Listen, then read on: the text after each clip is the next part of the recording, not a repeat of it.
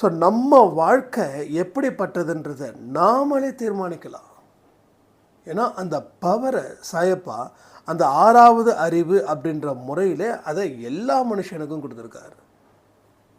So கெட்டவன் கூட யோசிச்சான்னா நல்லவனாக திருந்தலாம்.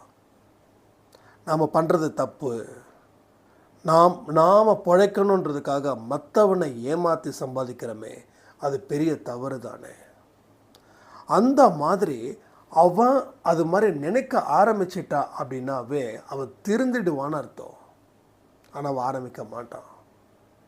ஏன்னா அவன் அந்த வேலை செய்யும்போது அவனுக்கு அது சந்தோஷத்தையும் பணத்தையும் தருதுன்னு அவன் நம்புகிறான்.